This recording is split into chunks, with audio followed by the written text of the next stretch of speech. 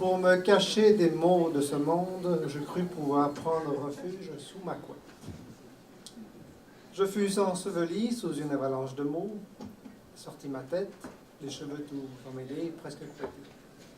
Mais de peur de voir ma tête dévaler les escaliers, je replongeais sous ma couette à la découverte de cet océan de mots. Quoi? Ce n'était pas une montagne? Oui, bien sûr, ça l'était.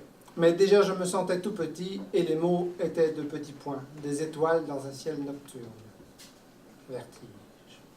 Je fermis les yeux et les histoires coulaient en moi comme si j'avais pu rejoindre la constellation de l'aigle en un instant au lieu de 400 années-lumière et tant d'autres endroits imaginés ou point d'ancrage pour une histoire plus belle que la nouvelle passée en boucle sur la chaîne télévisée en 3 lettres.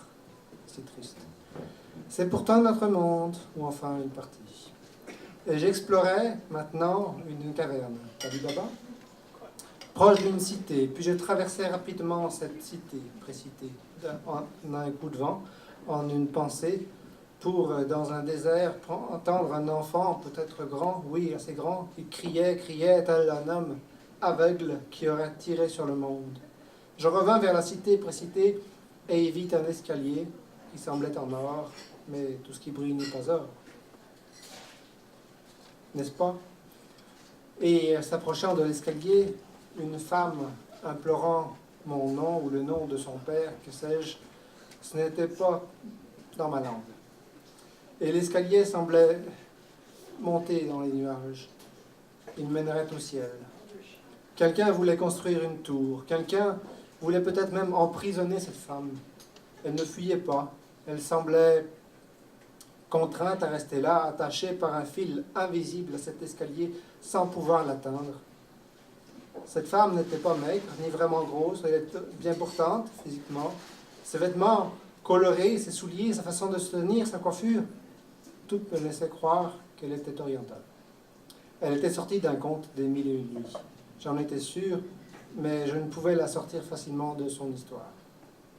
Je ne voulais pas la brusquer. Ses cheveux noirs de jais qui descendaient le long de son cou, effleurant ses bijoux, étaient ramassés dans une couette. Puis il y a eu cet appel d'air.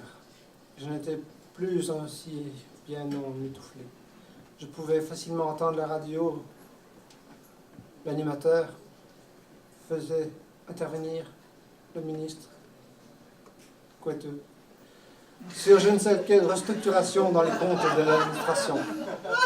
Ah non! Ne nous a-t-on pas déjà dit ne jamais parler d'argent sous la couette ou c'est la débandade?